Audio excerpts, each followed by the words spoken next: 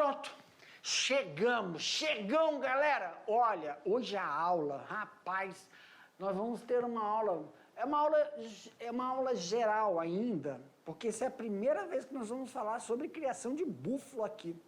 É, meus queridos, e aqui, ó, na Amazônia Ocidental, tá se começando a pegar as práticas e manejos sobre criação de búfalo.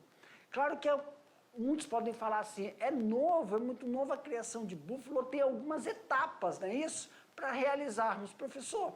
Mas búfalo, ele está dentro, ele compreende dentro das práticas de manejo, de reprodução, alimentação, sanidade animal, cria, engorda, se é extensivo e intensivo. Vamos tentar entender, então, esse mundo da criação sobre búfalos aqui no nosso estado de Rondônia. Dá uma olhada na tela, queridos. Olha só, aula 23.2, ou 23.1. Então, na aula 23.1, manejo e criação de búfalos. Nós vamos ver as características gerais dos búfalos, né? Vamos apresentar aqui manejo alimentar deles, tem um histórico também, manejo sanitário do animal, manejo de reprodução e produção. Produção, professor, vamos diferenciar aí, quando a gente fala manejo de reprodução e manejo de produção. Reprodução são formas, como a gente faz para conseguir fazer a monta, se a monta é natural ou a monta é por inseminação artificial ou então realizando sincronização de cio. Agora, manejo de produção, se é intensivo, extensivo ou semi-intensivo. Vamos ver algumas doenças que podem acometer os búfalos e também o mercado. Para isso, estabelecer os critérios para os manejos de criação de búfalo, que é uma coisa que ainda está sendo moldada, está sendo ainda realizado, né? Os estudos para melhor potencialização do processo de produção, seja carne, seja leite. Já estou dando uma dica que criação de búfalo pode ser tanto para corte como para leite. E conhecer também o mercado dos derivados provenientes da criação de búfalos. Então vamos lá, uma introdução? Vamos. Uma introdução aí, ó. O búfalo introduzido no Brasil a partir do final do século XIX, usualmente em pequenos lotes, originários da onde? Da Ásia, da Europa, principalmente da região da Itália ali e do Caribe, motivados por muitos, né, pelo seu porte, pelo seu caráter exótico, né? Não só da carne, mas também a palatabilidade do leite da búfala e os derivados do leite, ok? E a qualidade também em relação às práticas da zootecnia, em relação ao processo de bem-estar animal, saúde, vacinação. O búfalo, no Brasil, tem uma história bem curta, se comparamos com o tempo da exploração bovina no nosso país, que data da chegada da colonização dos portugueses há 500 anos. As primeiras criações de búfalo, elas se originam primeiramente desses animais no Brasil há cerca de um século. Então nós temos aí, pessoal, animais domesticados, tá? Da família dos bovídeos, que tem origem na Ásia e são utilizados, ó, principalmente para a produção de carne. Então é correta quando nós falamos que o processo de produção é corte e também leite. Então, tanto para corte como para leite, tem para o consumo humano. Muitas vezes, o leite da búfala não é tomado in natura, mas sim os seus derivados, tá bom? Sua grande adaptabilidade, o búfalo ele apresenta essa adaptabilidade aos mais variados ambientes. Sua elevada fertilidade e longevidade produtiva permite que o rebanho experimentasse condições totalmente diferentes das suas condições originais. Então, pessoal, a fertilidade do búfalo quando a gente fala disso, quer dizer que as práticas de inseminação artificial que estão começando a ser empregadas para que possamos realizar um ganho e melhora no aproveitamento, não só da matriz, a fêmea, mas também o macho, e vender este sêmen, e vender... Quando a gente fala vender sêmen do macho, nós estamos falando de vender o material genético e dando uma certificação de qualidade deste filhote. Longevidade, quando eu falo de longevidade, eu estou falando do processo de produtividade. Produtividade tanto de fêmeas que vão produzir leite e fêmeas que vão produzir filhotes para serem vendidos, como faz a prática na bovinocultura, tá? A vista aérea da reserva ambiental aí em relação aos búfalos. Professor, por quê? Deixa eu só falar uma coisa para vocês aqui, ó. Vem aqui pro tio. O búfalo, né, gente? Quando ele foi introduzido aqui na região amazônica,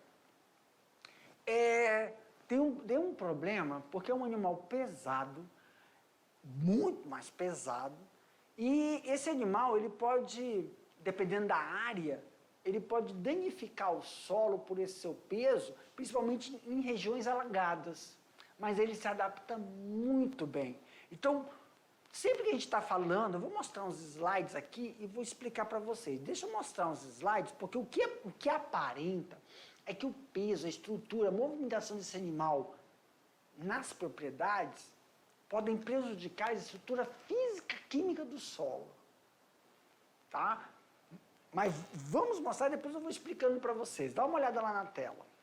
Por exemplo, essa imagem que nós estamos olhando é porque o búfalo, ele tem uma alimentação muito voraz para pasto, tá? E em regiões próximas a lagos, rios, quando ele se aproxima da margem, ele vai compactando, principalmente solos mais argilosos, e vai tirando esse margeamento, tá? Formando ilhas e mudando até cursos de pequenos rios, tá?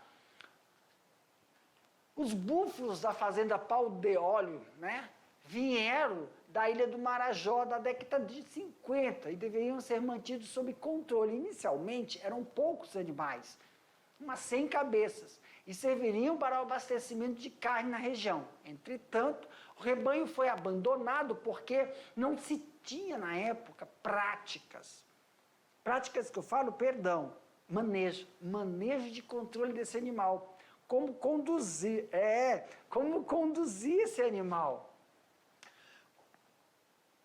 Então, muitas pessoas desistiram, trouxeram alguns exemplares para a nossa região e depois foram desistindo. E esses animais, como são rústicos, são animais que se adaptam muito bem, eles têm um processo de adaptação muito grande. E também, por ter uma rusticidade e não ter problemas com doenças, não há nenhum agente infeccioso que poderia controlar esses animais até que eles conseguissem encontrar uma região que tivesse pastagem nativa para ele, um ambiente para que eles possam se reproduzir. Então, pela sua rusticidade, eles se proliferaram. Já são mais...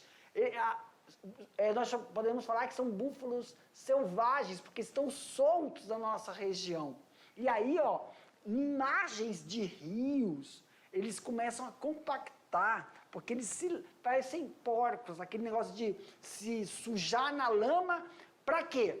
Essa lama, isso ajuda a manter limpo de ectoparasitas, amenizar a temperatura do corpo, por causa da incidência solar, e também protege para não ocorrer doenças, como dermatites, tá? E as fêmeas, no ubre, as tetas, não dá infecções. Então, quando eles se deitam, eles vão mudando o curso do rio. E além de mudar o curso do rio, eles evitam que ocorra, então, a formação das correntezas. Isso é um problema de não destruir, né, em relação ao ambiente natural, a fauna e a flora também. Por quê, professor? Porque muitos pássaros, muitos outros animais, outras plantas, tem plantas que são devoradas por esses animais, e tem pelos búfalos, né, vegetações. E tem animais, pássaros, que dependem dessa vegetação. Então, são animais que estão sendo resgatados, porque na época era liberado o abatimento desses animais. Era como caça. Ah, na região ali tem búfalo, vamos lá, era permitido você caçar esse animal.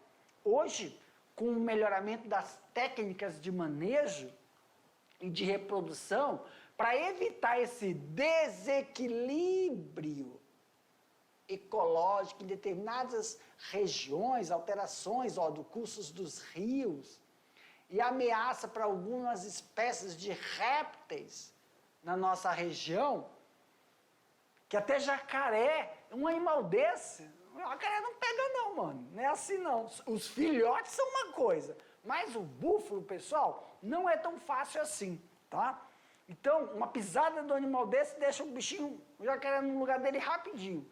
Então, através de algumas regulamentações, algumas medidas, né, que tentaram erradicar, principalmente ali, no Vale do Guaporé, né, que aí, isso foi em 2016, realizavam, né, esse processo, mas é claro que com a obtenção do artigo, né, 58 da Lei 3.771 de 2016, resultou em longos estudos para elaborar, né, diretrizes para evitar o impacto desses animais que causava também nas reservas biológicas lá do Vale do Guaporé. Então, se teve um processo não só de remoção desses animais, mas também um processo de estudo para ver quais seriam os melhores manejos, tá?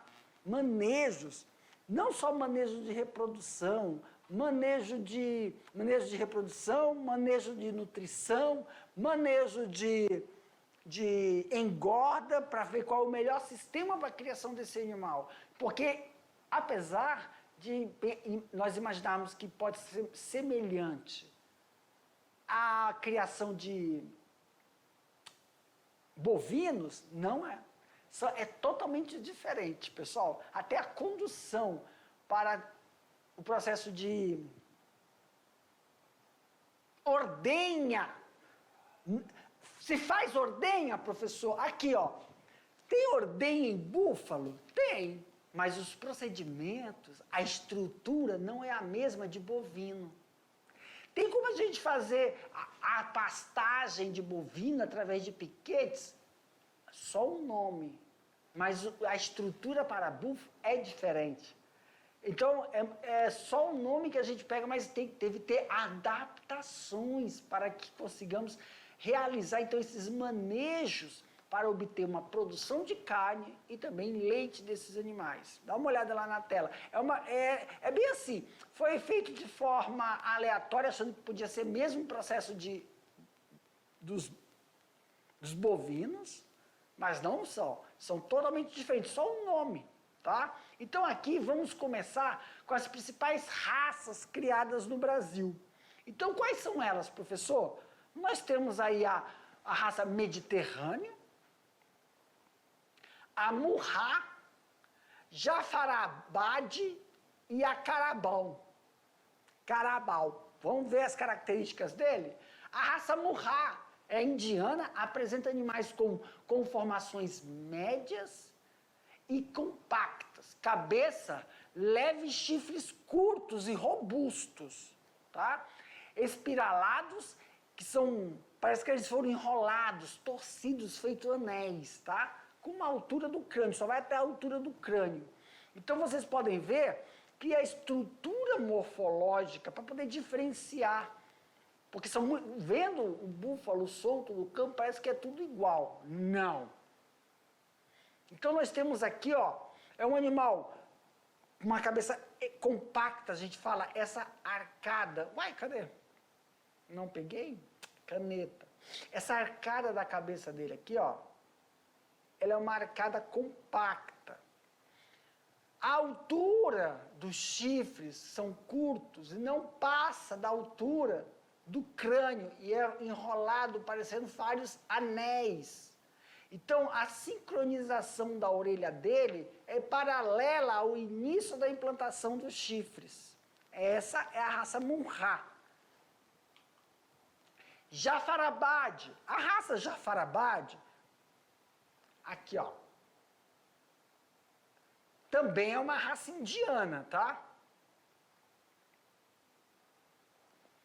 Só que ela tem já um crânio, uma morfologia do crânio menos compacta e maior porte. Então, você percebe que a inserção aqui, ó, que a gente está mostrando aqui do crânio, eu peguei o perfil para você ver também a inserção do chifre, a posição do chifre em relação à orelha.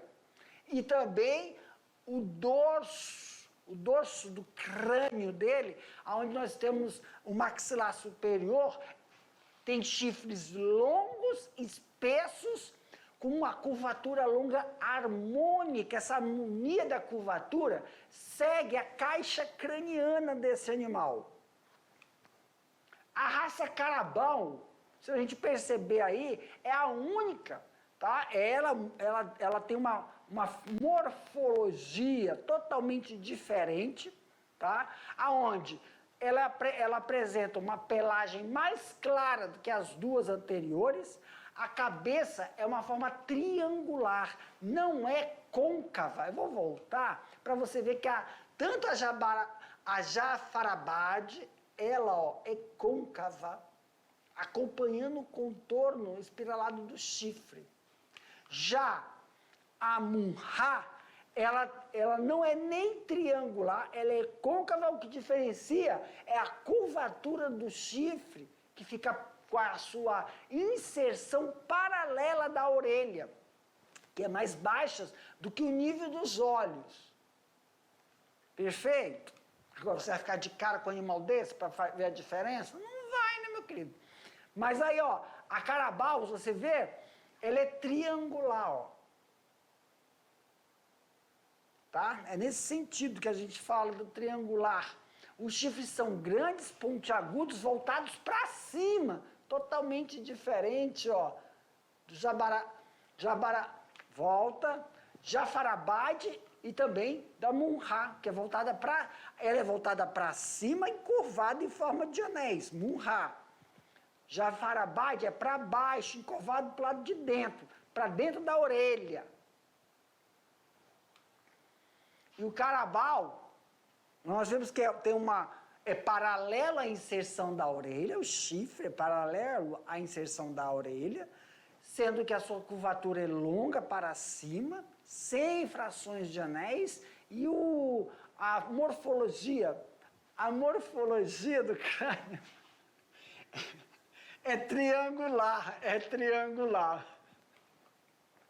Os animais da raça mediterrânea têm origem lá na Itália, tá? E, ó, essa é a única raça que tem dupla aptidão, tanto para carne como para leite, tá? Não que os outros não possam, mas ele já tem um processo de manejo já mais adaptado para as condições morfofisiológicas, a raça mediterrânea. Professor, em relação ao manejo alimentar, como é que é o manejo alimentar dessa raça, já que a gente não pode comparar ele com o bovino? Olha só, os bubalinos têm uma temperatura, um temperamento, perdão, que temperatura? Ele tem um temperamento muito dócil, o que facilita a sua criação e manejo. Claro, quando a gente pega em filhotes, a gente está pegando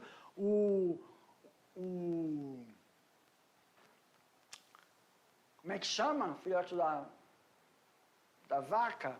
O bezerrinho, né? Esses manejos auxiliam. Quando você pega o animal jovem, isso facilita para que ele tenha uma adaptação às coordenadas do manejo. Então, o que eu estou querendo dizer não é que ele é dócil, que você pode bater na cara dele como a gente faz com um cachorro, quando o cachorro está mudando nada, pega o nada e faz assim, ó, pá, respeita. Não. Eu quero dizer que ele é dócil no processo de você conduzir ele tem esse temperamento dócil para as suas adaptações do manejo. Quando você vai ou levar ele para realizar a reprodução, conduzir ele. Lá que ele está no pasto, aí vai ter que prender ele no galpão, ou você vai conduzir para tirar leite, fazer a ordenha.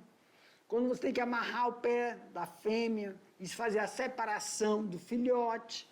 Então, você tem práticas a desenvolver que, se você realizar isso desde pequenininho, ele é dócil.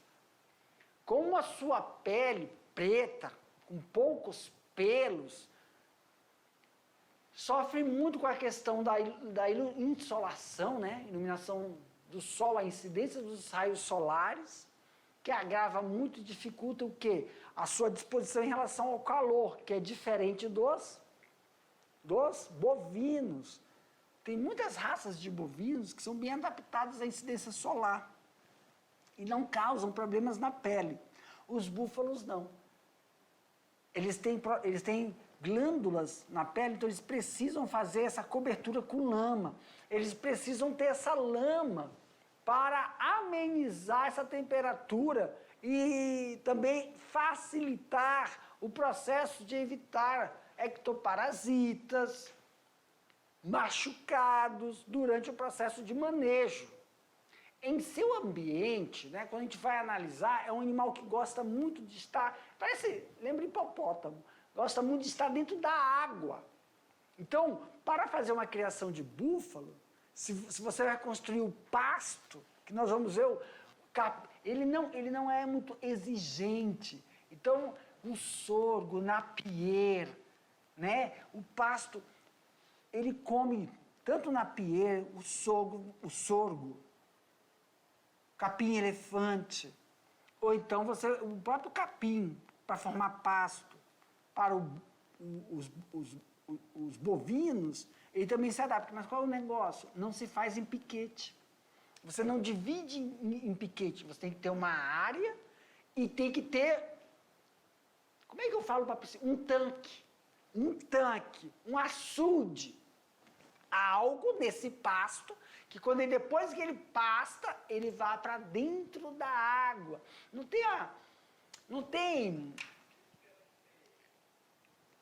sei se é aquele tanque de peixe. Não tem açude que a gente toma banho na casa, lá no sítio dos nossos avós? Um açude, você faz. Um tanque de peixe, ele é quadrado. O açude, quadrado, reto. O açude não, ele tem uma rampa. Uma rampa para o animal entrar e ficar ali. Porque o que ele faz? O boi, ele fica em pé, ruminando. Não é? No sol lascado. Está lá. Ele não. Ele tem que estar dentro da água para fazer esse processo. Não que é necessário. E tem que fazer lama. Essas que são as diferenças. Então tem que ter sempre, por exemplo, voltou ele no pasto, tem que deixar ele aonde depois? Em outro pasto que tem esse açude. Um local para ele que ele possa ficar na água. Tá bom? Mergulhar nas horas mais quentes do dia. Isso tem que ser proporcionado a esse animal. Ou então, fazer uma cobertura. E nessa cobertura, no meio da pastagem, embaixo tem que ser lama, terra, não pode ser terra batida. Tá? O que isso vai facilitar, professor? Vai facilitar com que ocorra o processo de regulação térmica deste animal. Tá bom? Regulação térmica. Ou propiciar ele áreas. Né? Mas aí, se você... áreas sombreadas, não pode você fazer plantação de árvore. Aqui não vai dar certo para eles ficarem passando árvore, porque na época chuvosa, de tempestade, pode dar algum acidente. Época chuvosa, ventania, pode cair alguma coisa e matar um animal. Um raio, né? Uma tempestade. manejo sanitário, professor? Entre os manejos que nós vamos verificar também tem os manejos sanitários. O manejo, né, sanitário inadequado referente à saúde dos bubalinos constitui um dos maiores fatores limitantes para a sua produção. Isto porque os búfalos, ao contrário do que se pensa, né, eles são rústicos. Então, referente a isso, pessoal, determinados agentes, né, os micróbios, são susceptíveis a uma variedade de gama de infecções. Então, temos que tomar muito cuidado se mantermos um ambiente adequado para o seu desenvolvimento. Aqui eu vou logo falando para vocês. Ainda está em estudo, em levantamento, quais são as precauções de ectoparasitas, endoparasitas, quais seriam as melhores rações para se dar a esse animal. O que é dado para ele hoje, professor? Volumosos, tá bom? Não tem rações específicas ainda, né, que nós realizamos dentro da criação de bovinos, tá bom? Ok, professor. Em relação, prof, usualmente ao processo reprodutivo desse animal, usualmente as explorações são feitas sobre sistema extensivo, então migratório, tendo como base alimentar pastagens nativas ou cultivadas, como eu falei, sobre alguns volumosos. Essas pastagens nativas, na maioria das vezes, sem o consumo de alimentos concentrados. Aqui, opa.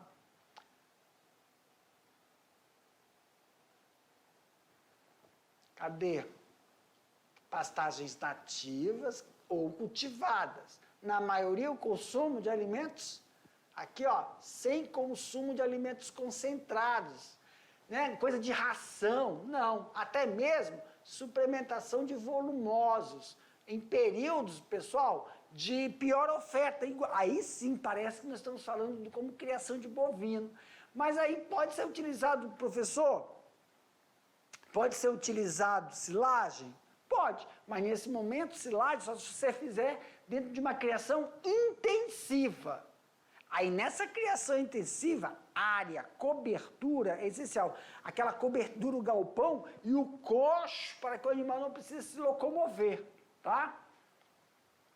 Manejo produtivo, quer dizer, a produção.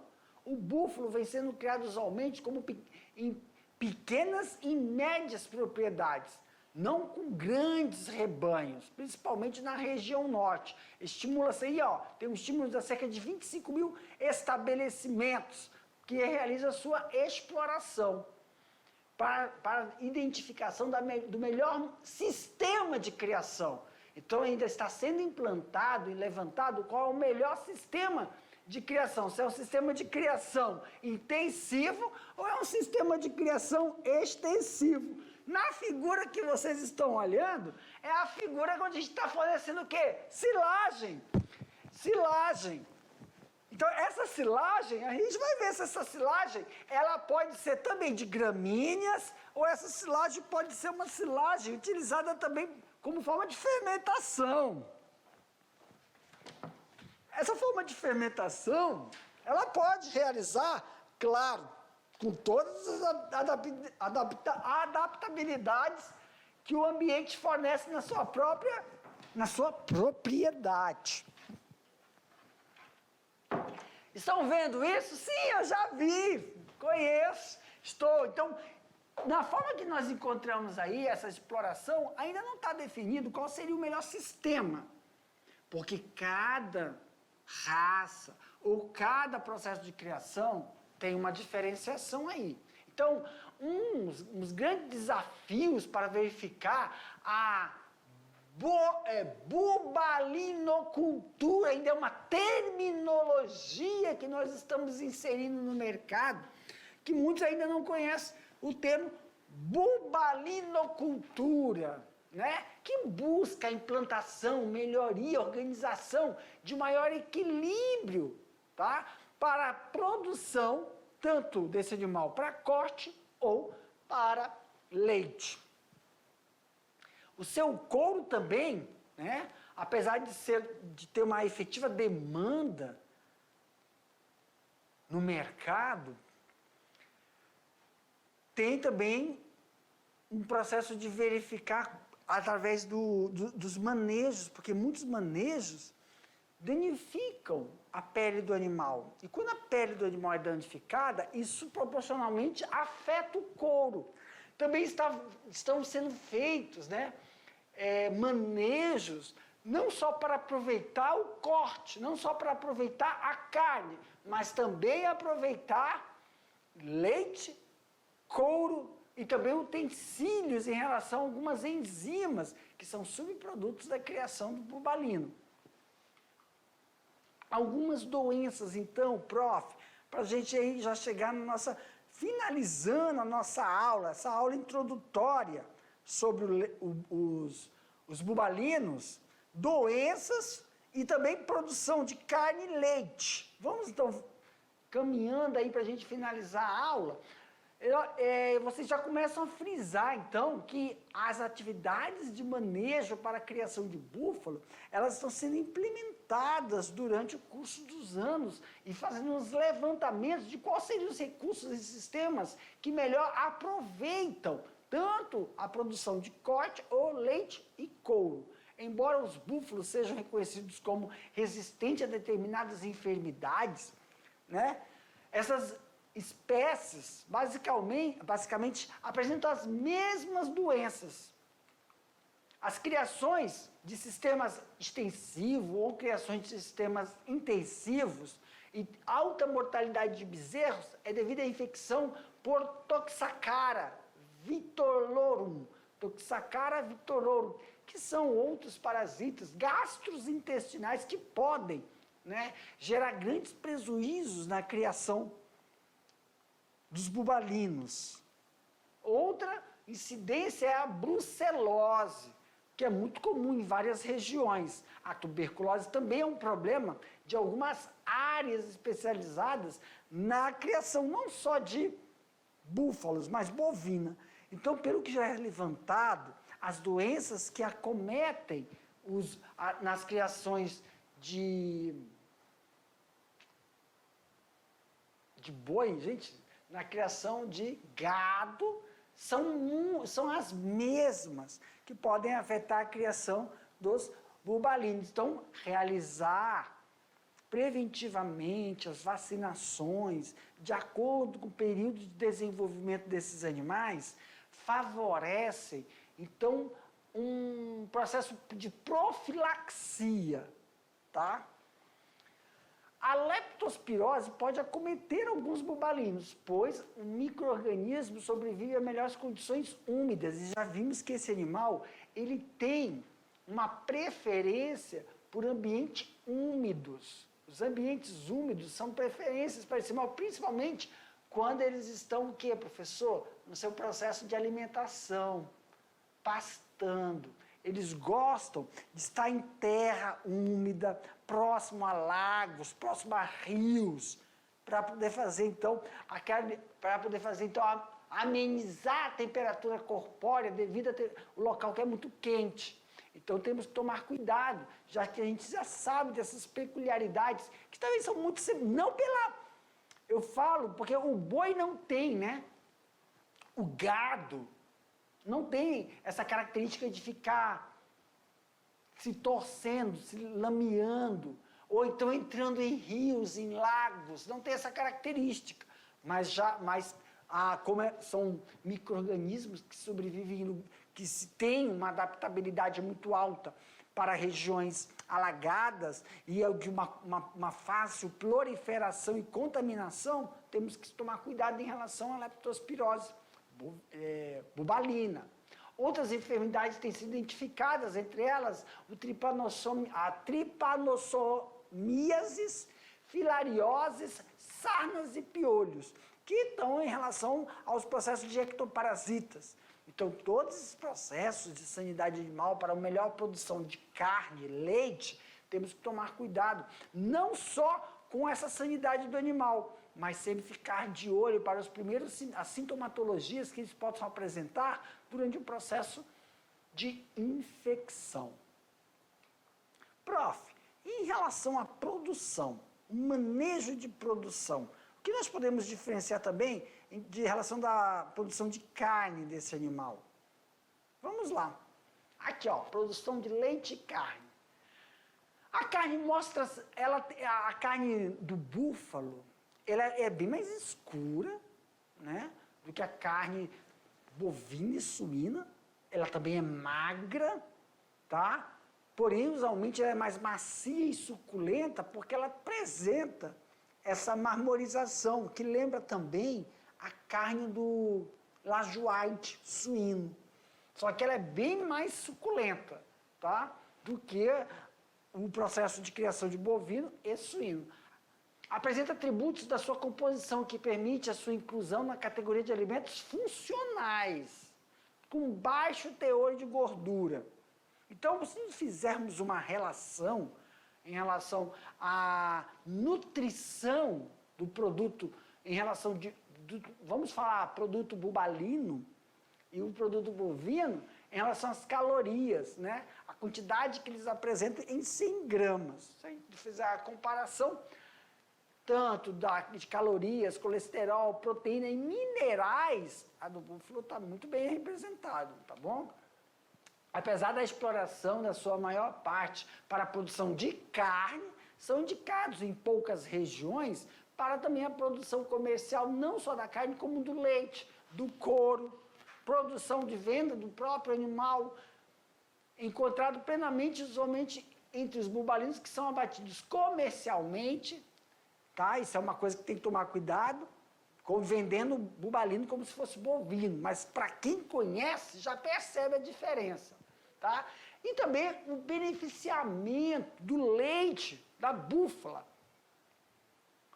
Aumenta, né, a característica do leite do búfalo, da búfala, né, da fêmea, né, ela tem um potencial e concentração que auxilia no processo de ossificação. Todas as variedades são bastante conhecidas, variedades, as raças, tá? Independente da raça que nós apresentamos aqui, ela tem esse potencial de auxiliar no processo de compactação óssea no desenvolvimento. Os benefícios do leite da búfala podem serem encontrados não só no leite in natura, mas também nos seus processos, nos seus derivados. O leite da búfala, na verdade, tem mais cálcio do que o leite da vaca, isso em resumo, o que torna ainda melhor para a preservação para quem tem problemas de osteoporose, né, ou resistência óssea, geralmente quando nós temos uma idade avançada. Então, se faz a dieta no início do desenvolvimento, isso melhora no processo. E contando também sobre os minerais que estão inclusos, cobre, manganês, fósforo e zinco. O leite da búfala possui características peculiares em relação às características de beneficiamento do leite da vaca. É mais resistente a doenças, né, do que a característica de uma vaca leiteira. Né? A vaca leiteira e a búfala, né, que é para a produção de leite, ela é bem mais tolerante durante o processo que você está fazendo a ordenha. Não baixa, não aumenta, não baixa a imunidade desse animal durante o processo de produção, tá? Então a búfala é mais resistente a doenças que a vaca e por menos contato com medicamentos. Isso auxilia porque o medicamento não vai... Quando a vaca está produzindo leite, ela tem uma perca da imunidade dela. Aí toma antibiótico, isso passa para o leite que a gente consome. Já a búfala, como ela é bem mais resistente, ela não baixa a imunidade, ela amamenta tanto o filhote como a gente retira o leite dela e não precisa tomar medicamentos. Isso é a qualidade do leite que estamos tomando, né? Ok, falei sobre isso. E o mercado, professor? O mercado ele é muito promissor. No Brasil, pessoal, a exploração destina-se não só para a produção de carne, mas também para a produção de leite, está aumentando conforme nós vamos tendo conhecimento de todos, aqui pro tio, de todos os manejos que são necessários, dependendo da raça e dependendo do sistema de criação, intensivo, extensivo e semi-intensivo, que estão sendo adaptados para as nossas condições. Galerinha, eu fico por aqui, daqui a pouco a gente volta para fazer o bate-bola, jogo rápido, e depois temos outras aulas também para que possamos aprofundar um pouco no conhecimento da criação de búfalo no nosso estado. Aguardo vocês.